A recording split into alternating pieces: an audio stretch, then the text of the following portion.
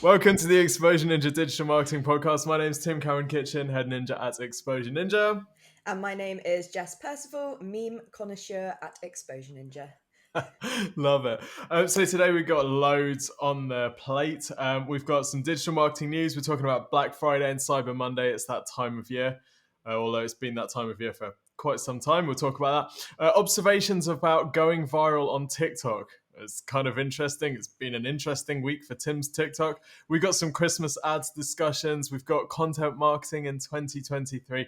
Jess is going to share her brand of the week, and we're going to give you a bit of a marketing fail of the week as well. Let's kick off with some news, Jess. What's been catching your eye this week? Indeed. Well, one thing that you cannot ignore at all is Black Friday, Cyber Monday. But like you said, is it really news of this week or is it news for the entirety of November? I'm getting ready for a Black Friday sale that's happening today on Thursday. So, the rules have just been totally thrown out of the window. Yeah. I think you made a note here saying it's basically Black November now. It's not just that one Yes. day. Well, I think some brands are actually calling it Black November. I was curious. I flicked through my emails and just did a search for Black Friday because I've got like a promotions email account where I can just get loads of email marketing spam basically. And the earliest reference I could find to a Black Friday sale was actually on the 10th of October. And my personal favorite Black Friday campaign this year was the rowing company Averon. They had a Black Friday sale which ended on the 9th of November. So the sale ends before Black Friday. It just seems to be like Black Friday early access, Black Friday preview sales are now the norm, and Black Friday is almost like, the end of the night when they're just playing the last song before everyone packs up and goes home. Where's Yes. this going? Yeah, no, I completely agree with you. I was also feeling a little bit like, what is the point of this? But then I realized how stressed I am about the Gymshark sale today and was like, maybe it is quite nice to have a few more days so there isn't that immediate rush, websites crashing, feeling like you're going to be disappointed. So I do think part of it is good, but maybe they just need to reposition it, maybe have a bit of fun with it, and make a joke of the fact you're doing your sale for the whole of November rather than just calling it a Black Friday sale. Just seems a little bit daft to me. There's an opportunity there. There is. I think one of the questions retailers have got to ask is what the benefit is of continually pushing it forward. I guess it's one of those things where you want to get in there first because if people have a fixed amount of money that they're spending in the holiday season, you don't want to be, the last one and they've already spent their load and there's nothing left.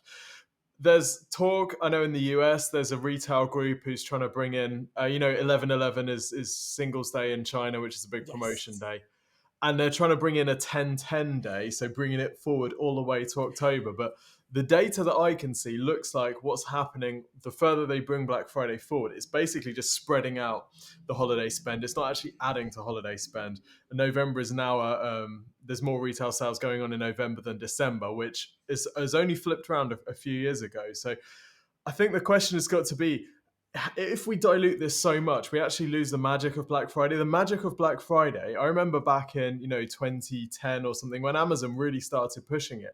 It was so exciting. You like look forward to it coming, and then you log on the day, and there's only one day, so you're going to spend a whole bunch of money. And that has kind of gone now. It's just like anticipated that you will get discounts in November, and that to me doesn't feel like the extra purchase that we're trying to make people make. That just feels like, well, guess what? You're going to get a discount on your Christmas shopping this year.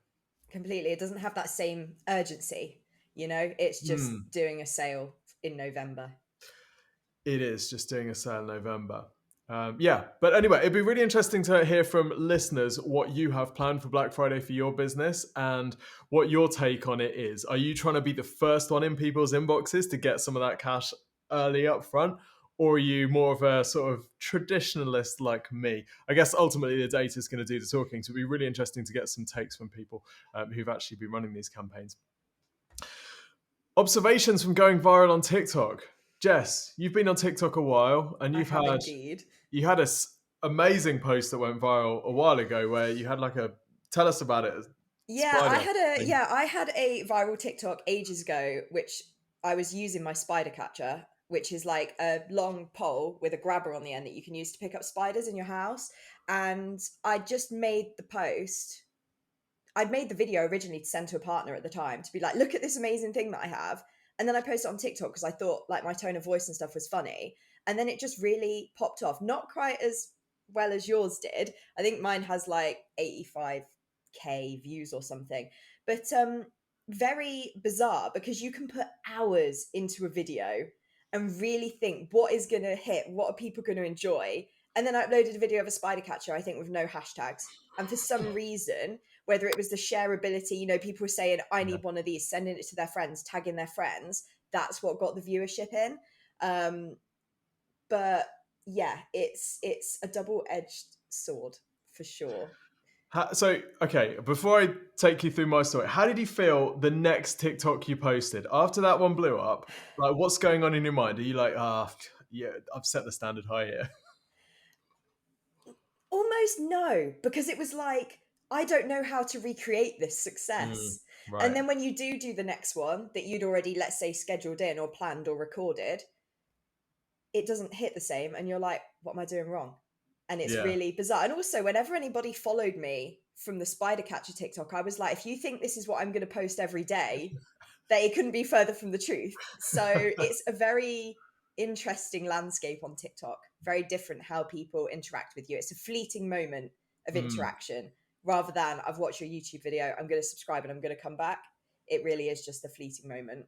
That is a super interesting point. So, okay, I'm going to tell the story then. So, in the morning, in the Ninja Water Cooler, Dale posted an article about Next, the retailer Next, buying Made.com for 3.6 million pounds.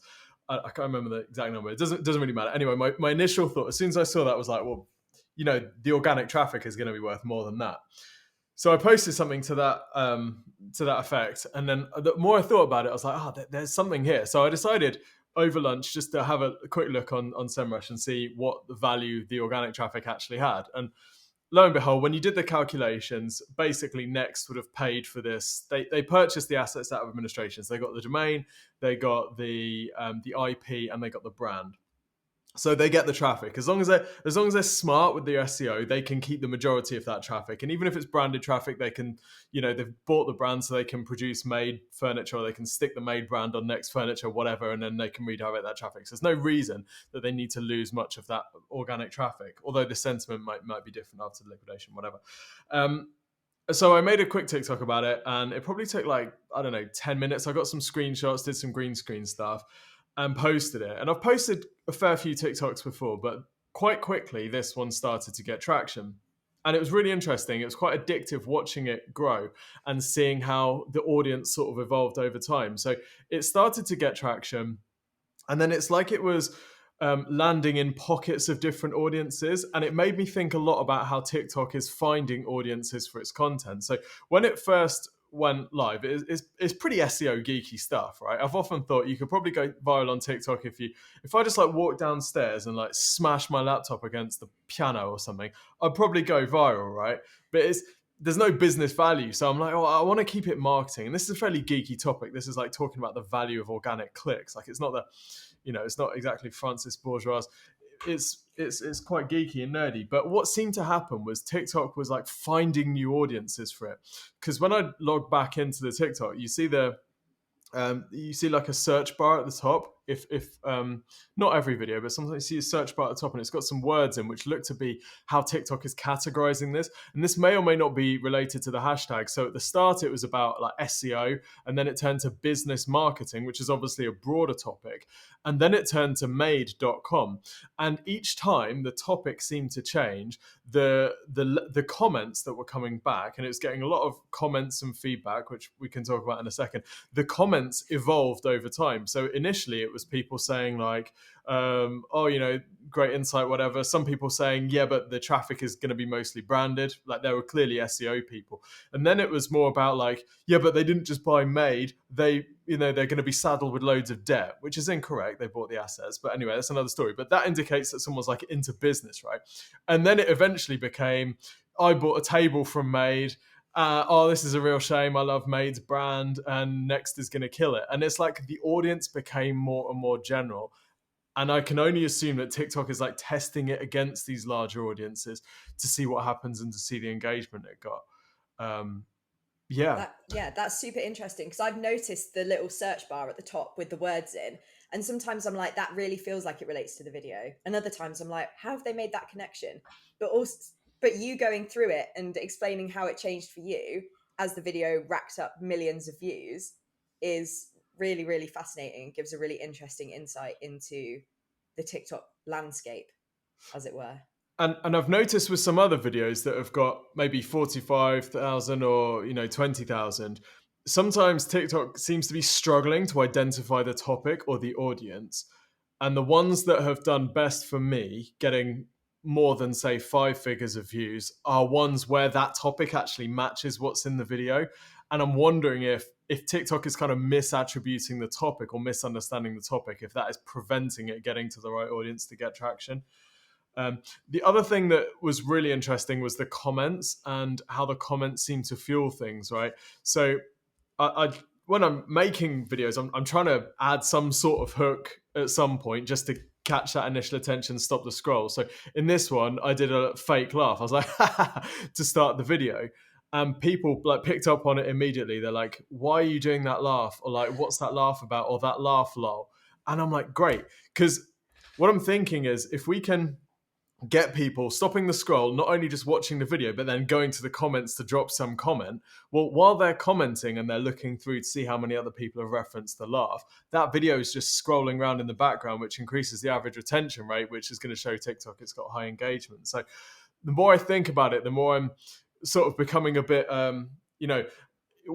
it's almost like the algorithm is going to incentivize you to be contentious or to leave an open loop in some way or to add in some sort of like mistake. I'm really glad I didn't make it super clear in the video that Next had bought the assets, because there were so many people saying, yeah, but they're going to be inheriting debt, or yeah, but that's not how that's not how acquisitions work. And I'm like, yeah, I know exactly how it works, but the fact that there was that gap meant that everyone wanted to like show how smart they were in the comments, which is great because then it gets people talking and gets that conversation going. So, mate, I'm addicted to understanding and getting to the bottom of this. The analytical part of my brain is absolutely loving it. It is so fascinating, and I think TikTok is one of those places. I'm not an advocate for all publicity is good publicity, definitely not.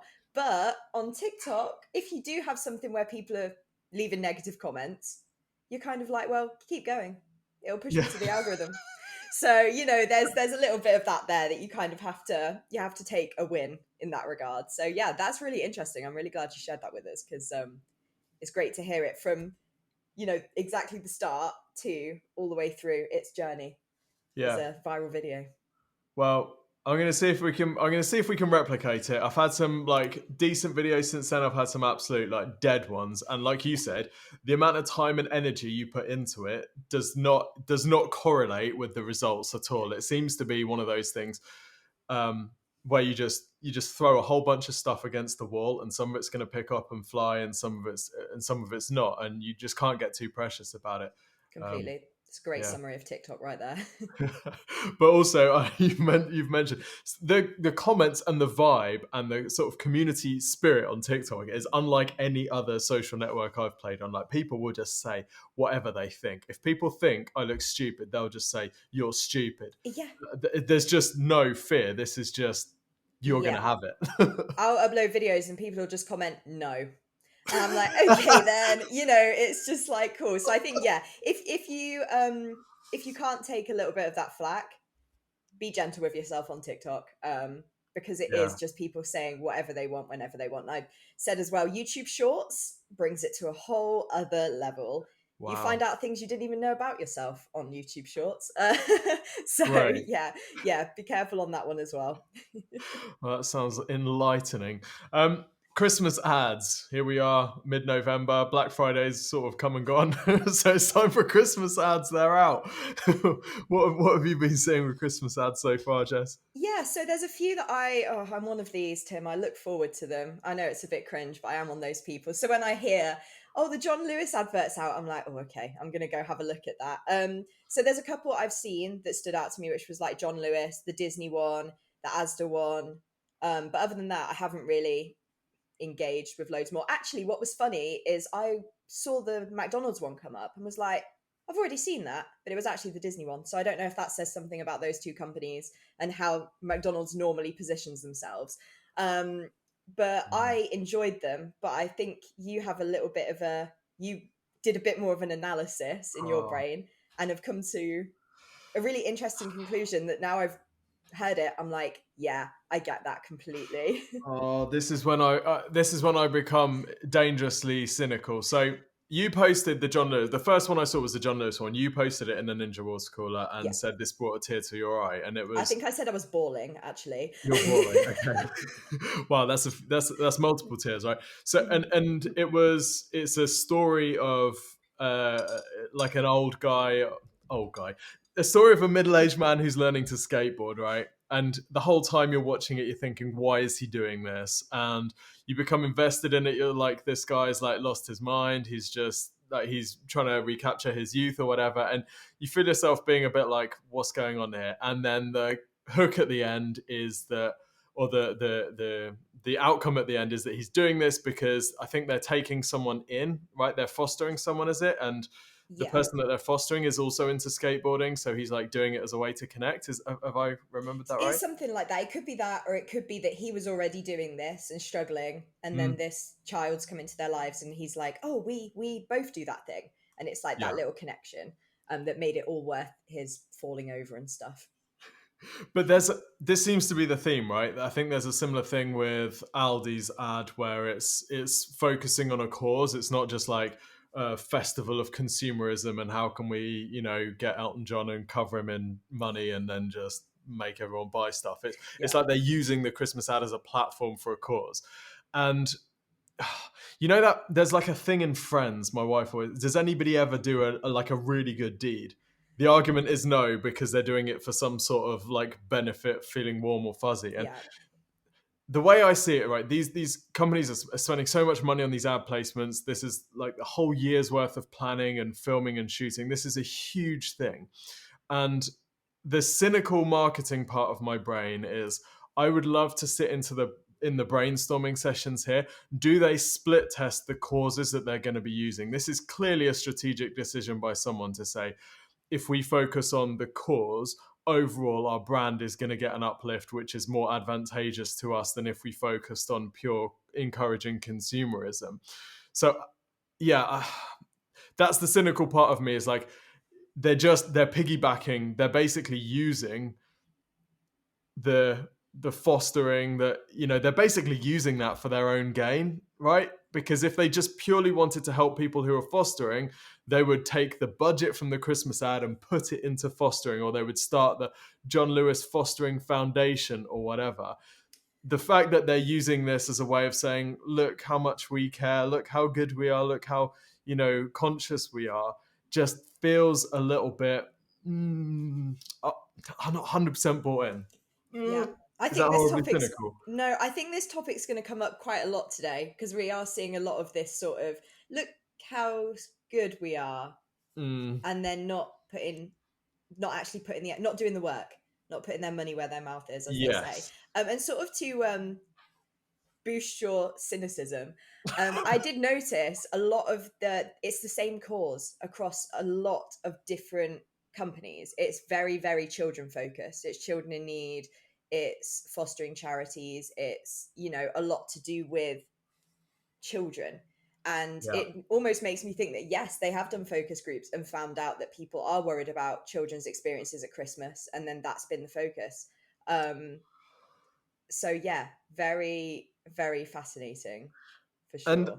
I guess there's an argument that says maybe it doesn't matter, right? As long as we're raising awareness for these things and if it encourages more donations to them, then that's great. But it just doesn't seem like that was the goal. Yeah. Can't wait to get And to my marketing fail because this uh, absolutely covers this topic again. So,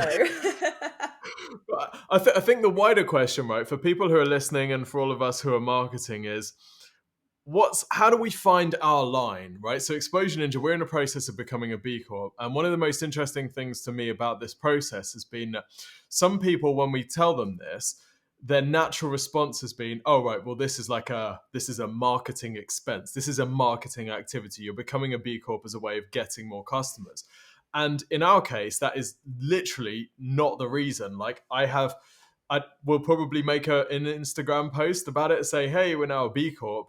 But the reason that we're doing this, from my perspective, is that we have so many people that believe in the causes which B Corp sort of umbrellas over, that I want us to be a place where our team are really like that, they're motivated, and they are like they like where they work. I think it's really important that people work somewhere that they actually like if yeah so I think we're doing it as a way of saying to our people, like, this is a direction we're going in. We're not just a we don't exist just for profit, we exist for impact, and impact has lots of different meanings, and we care about loads of them.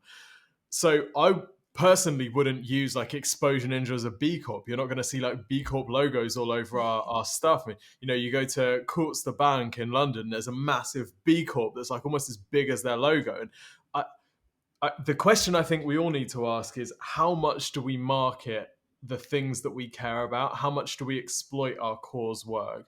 Do we shout about the fact that we're donating to charities, or do we just get on with it and just do it? Because there is an argument that the more you shout about it, the more you make it normal, which encourages other people to do it. But I feel really sort of conflicted because my tendency is to just do this stuff in the dark. I don't know. What are you thinking? It's a really difficult line to walk, and I think the message can become muddled if it starts from a good place and grows from there. Awesome. If it starts from a marketing place, then Yeah. I think that's probably the wrong way to go about it. And we do see a lot of brands that all of a sudden are shouting about a cause that just doesn't align with what they're about, and it Mm. feels very disjointed. You spot it right away and you go, that feels a bit wrong, and then you get that negative sentiment, like you were saying about seeing the B Corp logo. When I see that on certain websites, I'm like, are you really though? I'm like, do you really feel that way? Right. So yeah, I think you have to be careful that it's not gonna make people cynical about things like Yeah. B Corp. So This, yeah. I mean, I know we've got like not to try and manufacture a trend of today's episode, but the TikTokification of online communities where people will just say whatever they think makes me, these people will say whatever they think. They don't care if they're right. They don't care if they're wrong. It's just my opinion, and I'm just going to shove it into your comments section. Yeah. And I'm wondering if, brands are going to have to be more careful about these things, because people will look under the surface and they'll start to dig in a little bit. Anyway, we're going to cover this a bit more in the marketing fails later on, so don't want to Indeed, steal that indeed. glory.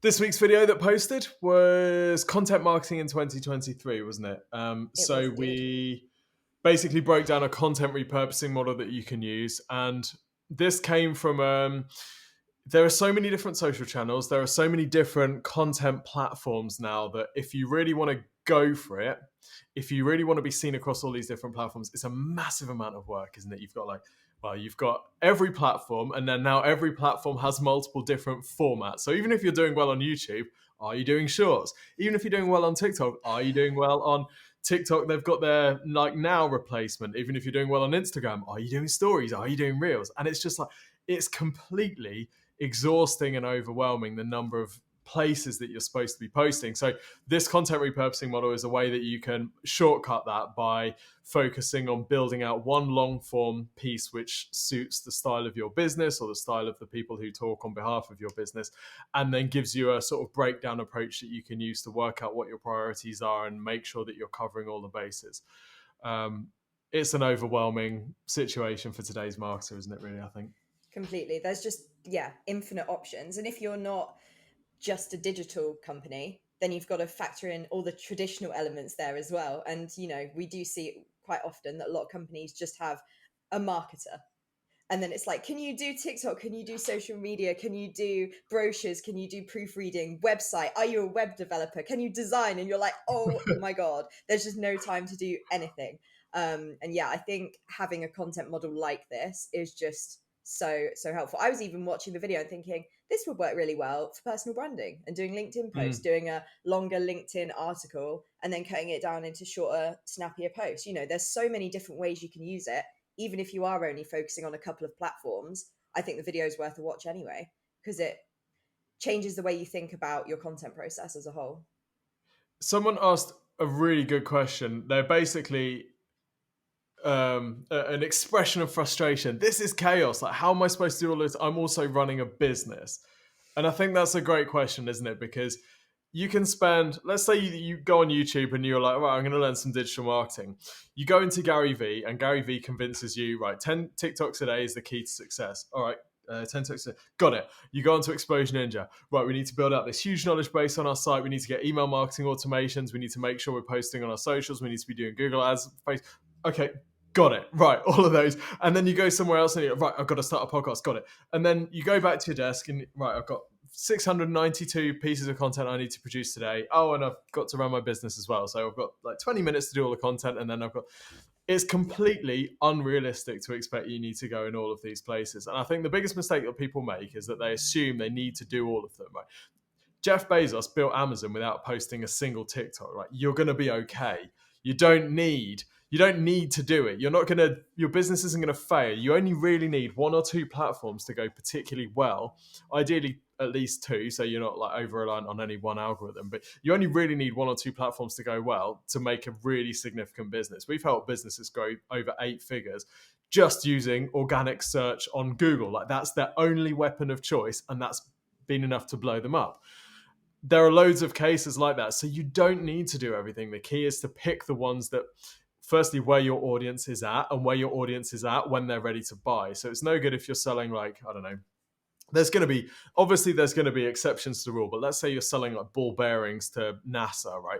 You don't necessarily need to be dominating TikTok for ball bearing TikTok manufacturing videos. That's okay. You could dominate somewhere else. You could dominate on LinkedIn. You could dominate on organic search. You could dominate on visibility in industry publications. Like there are better uses of your time, I guess. So just because these are all the ways that you can play doesn't mean that you have to do it. And I think the key is just focus and prioritization. Because if you're a shiny object syndrome person like me or a lot of marketers, you're going to get pulled in all these different directions, and it's going to take you away from the thing that's actually going to drive the business hardest.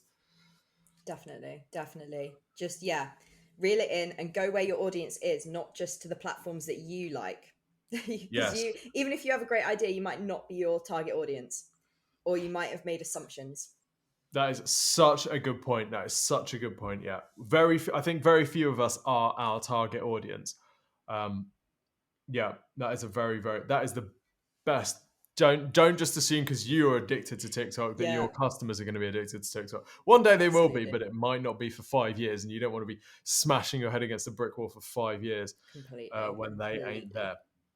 Jess, who's your brand of the week this week? Who have you been enjoying the Very marketing? excited about this. So I had a totally different brand, and then when I was in my one-to-one with Dale yesterday, all of a sudden I was like, "Oh, we need to talk about Tumblr. We need to talk about Tumblr." And so yeah, I changed the whole thing. Save the other brand for next week.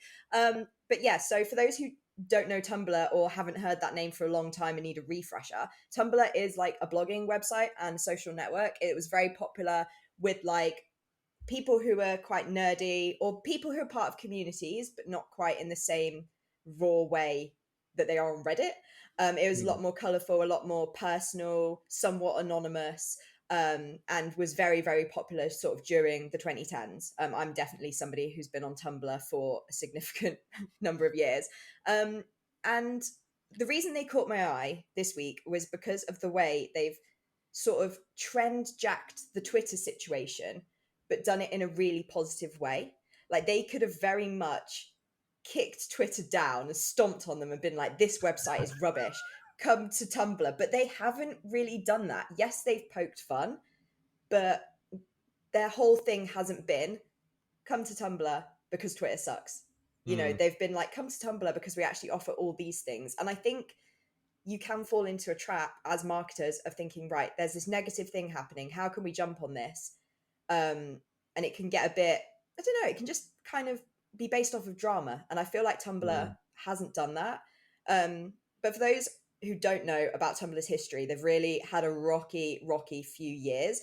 They sold to Yahoo in 2013 for $1.1 billion and in 2019 resold to WordPress for 3 million. Wow. which is, Wow. That is a down valuation yeah, and a half. 1 billion to 3 million. And there was there was a few different controversies that happened with Tumblr, but I think people just outgrew it and it stopped being the website that people felt it was. Um, and what's happened recently is Tumblr has a presence on Twitter on their brand account, and they saw whispers and murmurs that people were saying, well, we could go to Tumblr instead of Mm. Twitter. And they've really ran with that. Ryan Reynolds joined Tumblr and they were like, this is our moment. But they haven't needed to destroy Twitter's image in the process, which I think is a really great lesson from here. We see a lot of marketing that's very much like, buy from us because we're not them. Yeah. And that's not what Twitter have done. They, yeah, they've just really done a fantastic job. They've made a thread about like, and this was on November 6th. Now I can't remember the exact day that Elon sort of did the move, but I think it was around that week that it was That's quite like, early, isn't it? yeah, Yeah. yeah, yeah. But they shared a thread basically sharing reasons to move to Tumblr and really sold their unique selling points. There were a few things that were like you have more of a character limit, you can share more photos, things that Twitter doesn't offer, but they didn't say Twitter doesn't do this. They just said Yeah. this is a thing that we do, which was just fantastic. And they also catered to their existing audience, making in jokes, making sure their existing customers weren't going to feel like Tumblr had just, oh, we'll get rid of these people and take all the Twitter people. They've still got their core and their target audience that they're focusing on. And they're not trying to be Twitter. They're still being Tumblr, which I just think is fantastic. But yeah, some of the other things they covered were saying all your posts are in chronological order, which I know was a big thing Mm. on Twitter, big controversy. They've also very smartly got a landing page just for people on Twitter that says, let's see if your Twitter handle is available. And you can type in your Twitter handle and start your sign up process through that, which I just thought was really neat. Like it's such a quick and easy thing to do. It's all bird themed like Twitter with using the Twitter blue, which is a little bit cheeky, but it is what it is.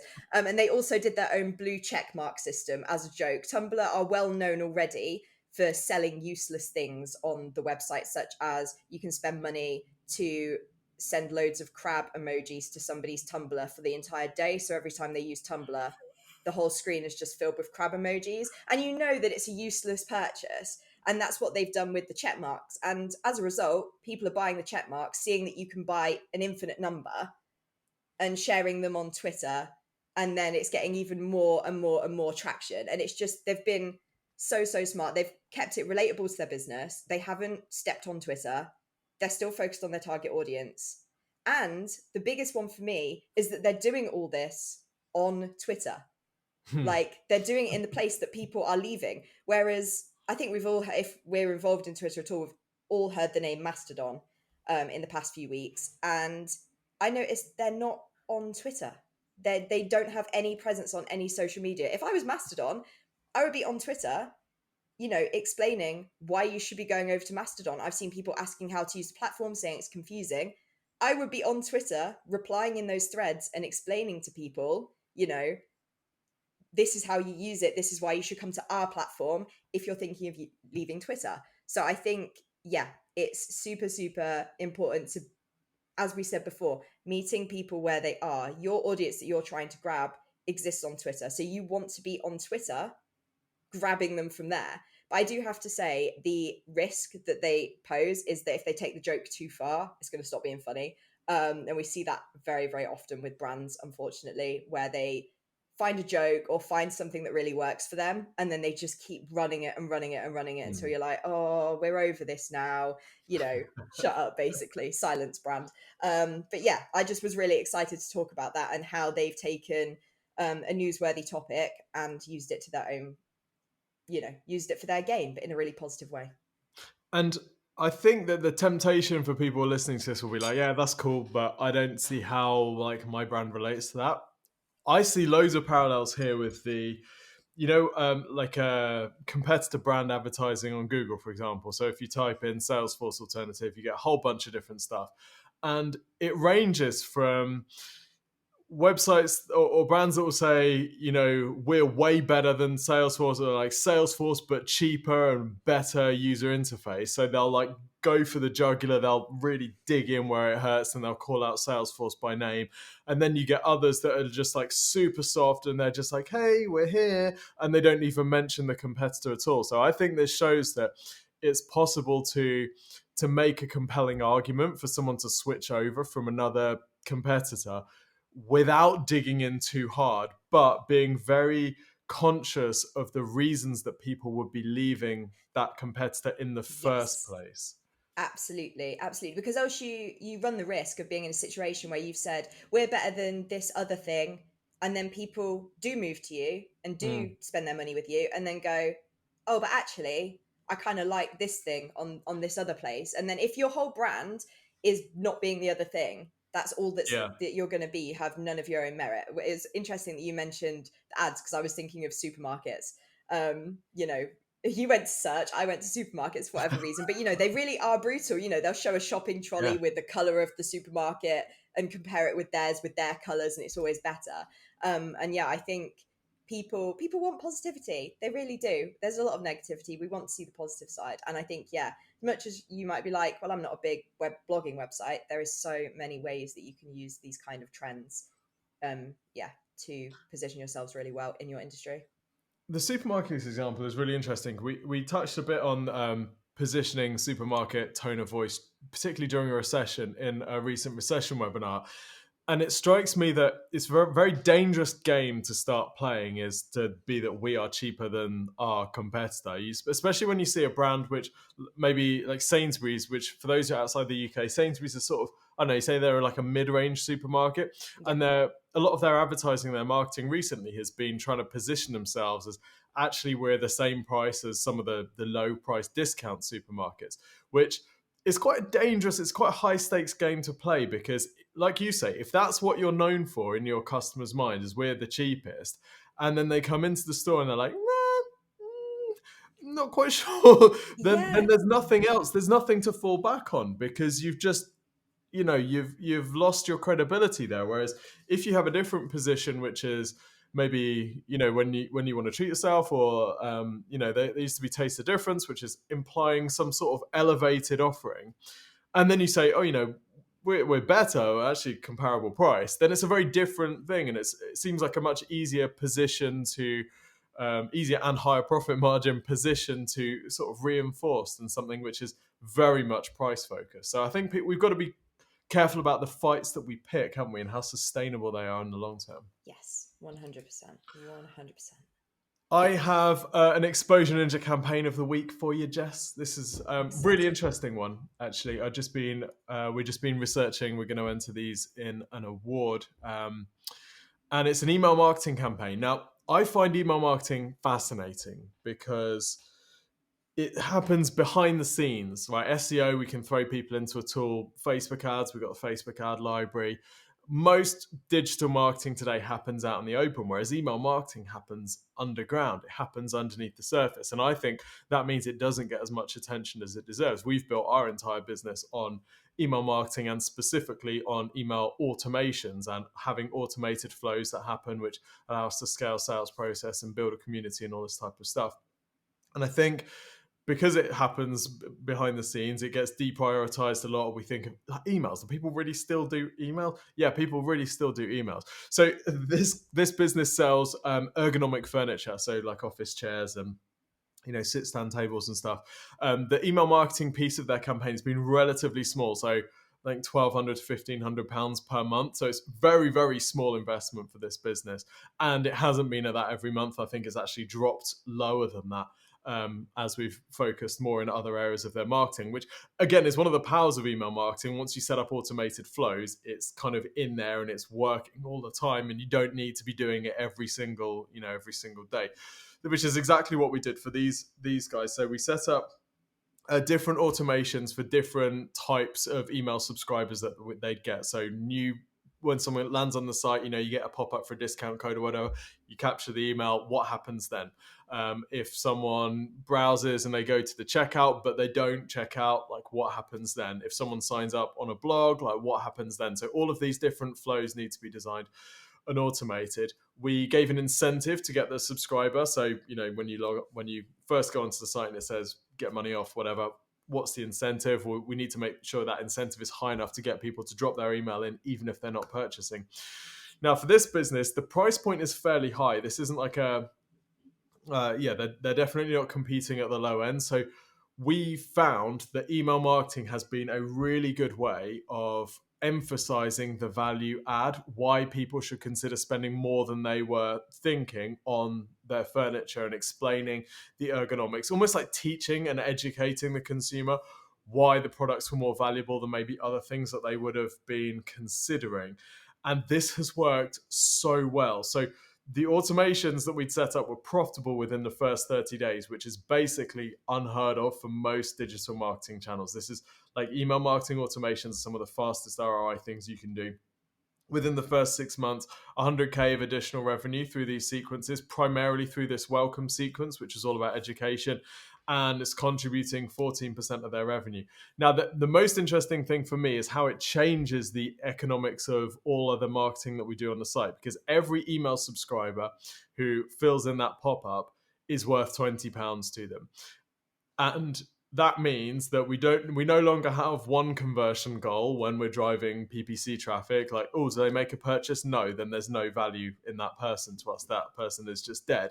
It's, do they make a purchase? No. Okay, but they became a subscriber. Great. Well, we know that person is going to be worth £20. So it completely changes the economics for them and allows them to be a lot more confident, a lot more front foot with the PPC. And because these are automated, it's built once, it's set up, and then you can basically forget about it. Of course, you want to refine and optimize, but that's done now. That we're still running exposure ninja on sequences that I built in 2014, basically. So these things are really build it once, and then it's as close to, I hate the word passive income in marketing, bad vibes, but it's as close as you can get to passive marketing. So I just love the simplicity of it.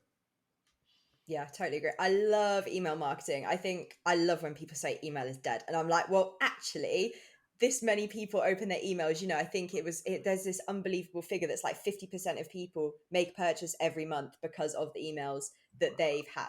That might be 50%, might be wrong, but it was around, it might have been Yeah. higher. If anything, it was higher. And I think it's totally true. Like, I really think that it's makes a huge difference. And it's one of those, again, just because you don't use your emails or Mm. don't, respond to marketing emails, other people do. I regularly make purchases because of emails I've had, just because it was an offer I didn't know about, or, you know, I just forgot. Like, I am one of Mm. these people that puts stuff in the basket and then forgets. So when I get that basket abandonment email, I'm like, oh yeah, of course, you know. And yeah, I think please do email marketing. And like Tim said, it's a little bit set and forget, and it works so well for you. If you put quality emails together, it's working 24 hours a day. It's just fab. I think it's great. That's it, is it? It's the quality, right? People don't read boring emails, people don't read spam emails, but I don't check Facebook ever. A lot of people don't. A lot of people don't check LinkedIn. A lot of people don't check whatever. Everyone checks their emails. Like, if you're good enough to get through into the primary tab, and you can get in front of people and you get in front of them with something interesting, like some of the sequences in this in this client example has 70% open rate, which is like, this is like 1996 open rates. That's This is just amazing. ludicrous. But if people are interested, and if you're telling them stuff that they're actually, curious about, you can get really good results with email, just as you always have done. I think the stuff that doesn't get any sort of response at all is like, it's just, we just become numb to it, don't we? We've got a few options. When I used to give a seminar on email, I'd be like, right, we think of email as people, the beautiful picture of the lady who goes into her kitchen office and it's all white, and she opens her laptop and she's like, let me just check my email. This is the situation that we think people are in when they're reading our emails. Like, they are fully focused on our email. No, it's like the guy on the toilet, or someone who's in the break in Love Island, and they're like, I can't tolerate these ads. Like, just give me something to scroll through. And Yeah. your email is your Twitter feed now. And they're just thinking, what can I delete? Like, what can I ignore? What's safe to ignore? so we just need to get ourselves calibrated correctly with where people are actually reading email. And if we can do that and be interesting enough to them, then there's no reason that email isn't a decent channel. Completely agree. Completely agree. Very, very passionate about email. Do email if you're not already, please. Yes. Yeah. If you do nothing else that Exposure Ninja ever tells you to do, just set up some automations based on new subscribers and figure out how you can run what we call indoctrination sequences to educate them about you, give them testimonials, give them case studies, but not in a salesy way. And it will work great. Okay, Definitely. Jess, marketing fail of the week. This is a Indeed. classic. It is a classic, and we've seen this a lot from this company. So, Brewdog will probably be in our marketing fail quite regularly. And don't deny they're a good business. You know, we've written Yeah. about them before, we've made videos about them before. There's a lot of good, but unfortunately, they trip over quite regularly. So they've made a statement coming out against the World Cup and said because of human rights violations and stuff that's a lot in the news. I won't go into too much detail about that, but I'm sure you can find out more about that on your favorite search engine. But they came out and said they are anti-sponsors of the World Cup. They don't support the things that are going on over in Qatar, and all revenue, rather than just profits, all revenue made from sales of their lost beer and special cans. I think it's special cans online, lost beer in their bars, will go towards vague charities that go towards human rights. But they are still showing the World Cup in their bars. And this is what I was saying earlier about that disconnect between businesses and causes. You can say all you want about donating, but if you're not actually making the moves, then people are not going to take it well. I mean, they've even got on their website, they've got this World Cup page. The heading is 100% live football, 0% Qatari corruption. And then the copy is like, whoever you're supporting, there's a Brewdog fan zone for you. The big game's live, you know, What? and it's just really, really strange. And And then the I header image says "Drink Brewdog, kill carbon." that's the other thing. I was like, but there's a football, so it seems like they were like, oh well, we've got What? this image with a football that's got this shirt in it. We'll just use this. But I've just wrote it's so bizarre and disjointed. Like it's one of those that you look at it and you're like, what are you doing? What are you doing? And I totally understand from the business point of view. The fear is if we don't show these games, people will not come and spend money with us in our bars. And they're saying lots of people will come visit us if we're showing the World Cup. Therefore, we'll sell more of this one specific drink, may I add, and then we'll make more money for our non-specific charities. Mm, But the way that I would do this and the opportunities that I see is that they have so many ways they can connect with new audiences, new customers, or existing customers who aren't football fans. yeah. And a lot of the sentiment in their comments is like, oh, football's very punk, or, they feel like football isn't even connected to Brewdog's values anyway. They don't think it really fits in with their image. So, there's so much stuff they could do, so many interesting events, whether that's still football related events, but just not World Cup related events that could Mm, bring in a whole new audience to these people, well, to this business, and really place them as people who say something and really mean it. mm, And like that would bring someone like me who isn't a beer drinker, that would make me feel more affinity towards the brand and think I'm going to buy from Brewdog when I am buying beer for people who drink beer and spend that extra money and make that choice. And whereas stuff like this, it's, as I said, there's a disconnect between the statement they're making and the actions that they're actually taking. this is super interesting. And It is. the first time I heard about this was when it kicked off against Brewdog. So it's almost like one of those where they got more attention for not being fully consistent with the message that they're putting out than they actually did for the message in the first place. Yeah. And all publicity is good publicity.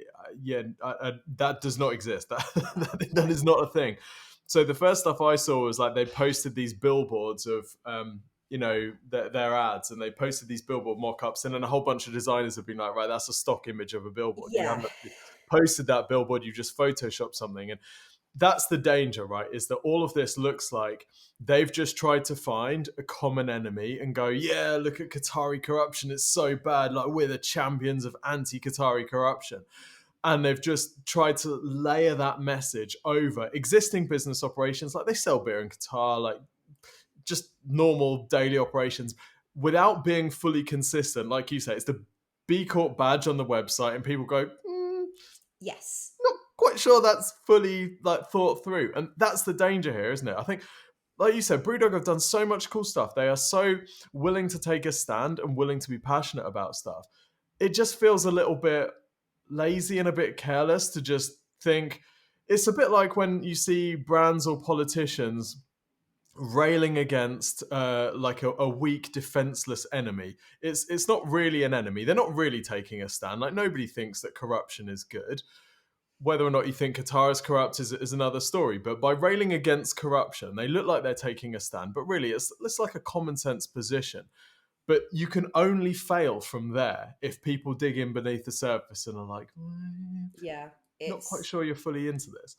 it's very disjointed, and I would say for anybody who is thinking about making a stand for a cause, make sure that the whole business aligns and all your activity Mm, does align. And yes, it is a publicity stunt, it is, but I'm just thinking of the positive outcomes that would have come from them taking a different approach and choosing mm, not to show the World Cup and choosing to, I wrote down just a few ideas quickly. I'm sure their marketing team could have come up with even better stuff, but like, safe spaces for people who don't normally feel comfortable attending football games, people who want to understand football but feel like they're too old to ask, you know, mm, events for women. There's so much different yeah, stuff that they could have done that would have reached a whole new audience, and they just haven't taken advantage of that at all, and they're just doing the same. They're just supporting the same audience that everybody else is, and it's just, yeah. yeah, odd, very odd. It makes. I think that there is a danger that I know that James from Brewdog is a very very strong character in the business and is very well known as the face of it. And there's been times in obviously Exposure Ninja nowhere near the scale of Brewdog, nowhere near the reach. But there's been times when I've like sanity checked an idea against the team, and the team has been like, this isn't going to land how you thought. And Yeah. this feels like one of those where they've not anticipated the consequences. They've thought that, anti-corruption, everyone's just going to, the LinkedIn post, and everyone stands up and claps. And it's just not been that way at all. And it feels like there's like a lack of willingness to listen or ask questions or just take this to a focus group of Yeah. the young people and just throw it up on TikTok. TikTok's going to rip this to pieces in 5 minutes, and then Yes. right, we're not going to run it. It Yeah. feels like they haven't done that sort of sanity check step. Yeah, and I think Mm. really the lesson here is just make sure everything aligns. Yeah, If you are going to come out against the World Cup, don't then show the World Cup in all your bars. yeah, Just seems to be very straightforward. But yeah, sanity check your ideas with other team members, diverse team members you wouldn't necessarily always speak to about these things, that's and it. see what they think. Not people just from your marketing team, people from all over the business. Yeah, And I think that'll help you get a better view of how people might react and whether it's actually a good idea. And it might take longer, but it will save you a lot of money if it's the wrong idea. yeah. So If they yeah, talk like you, act like you, look like you, that's not a focus group. That's an echo chamber. And yeah, yeah, that is a great point to end on. Before we end, though, we are introducing a new feature to the podcast. By the way, thanks for all the feedback. It's been amazing to hear that people like this new format. If you still like the new format and you want to contribute, then we're introducing a new marketing question of the week thing. So you can ask us a question. I'm not sure how people are supposed to ask the question, so I'm going to suggest drop us a question in the iTunes review section, or if you're on YouTube, we have this on our YouTube Exposure Ninja podcast channel. Drop us a question in the comments, or maybe you can email me, Tim at Exposure Ninja. We need to find out a way of doing this, but yeah, any question about digital marketing, just throw it at us somehow, and we will probably hear it. And if it's a good question, which we think has broader appeal than other questions, then hey, we will answer it on the show. So yeah, just hit us up with any digital marketing question you have. It can be wacky, it can be crazy, it can be really tough. you've got a really difficult question, but obviously try to make it have Definitely. broad appeal. Ask Yeah, us the awkward questions that you can't normally ask. We will answer them brutally. yeah, we will answer them brutally. Yeah, we'll focus group them first to check that they're going to land how we thought they would. Absolutely. Jez, thanks, mate. This has been awesome. Yeah, thanks for having me. See you there.